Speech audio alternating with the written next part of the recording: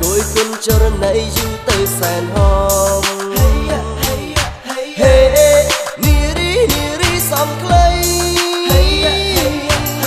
បងសរសើរថ្លៃសូមងាកឲ្យចំឲ្យបងសុំស្គាល់មុំសុំលេងនៅក្បែរផង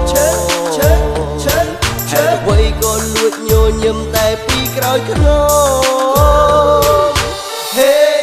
នារីសំខ្លីសំខ្លី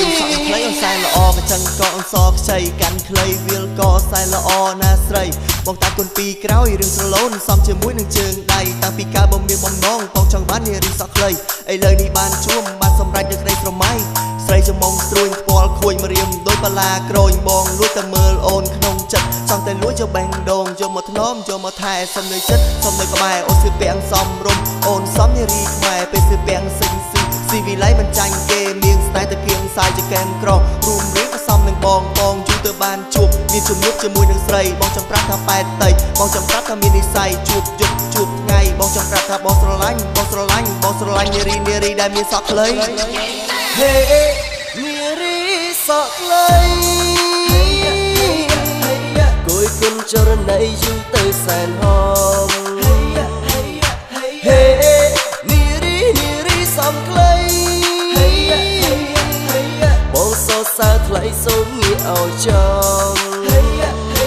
ឲ្យបងសុំស្គាល់មុំសុំលេងនៅក្បែរផងហេតុអ្វីក៏លួចញញឹមតែពីក្រោយខ្នងនារីសំខ្លីនារីសំខ្លីគួយប៉ែតដីធ្វើឲ្យបងចាប់ចិត្តចាប់អារម្មណ៍ស្រីតាំងពីដើមចូលចិត្តតែអ្នកសងវែងនៅពេលដែលបងជួបអូនបងនេះគិតផ្សេងចង់វងវែងដូចមកមីកំពុងតែលេងភ្លើងទីបំផុតលំស្នេហ៍នារីសំយើងដំណើរទ្រូងពើងជើងឡើងមន់ខៃអូនស្លៀកពាំងហំហួនស្ងួនស៊ីវិល័យដោយសំដីគេនិយាយមាននិស្ស័យទៅស្គាល់បងគ្រាន់តែចង់និយាយតែមិនហ៊ានប៉ាំងពាល់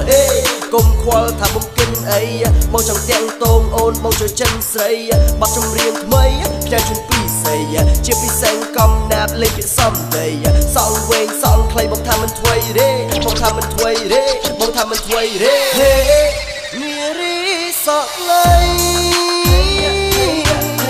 គួយគុណចរណីយូរទៅសែនហមនា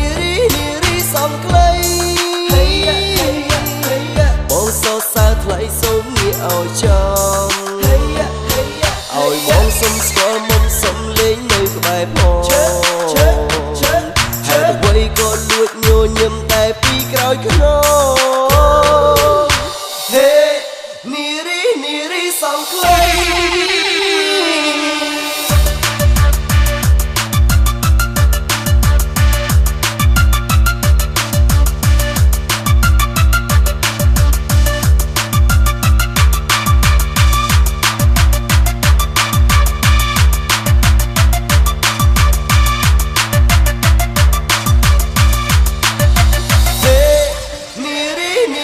សំខ្លី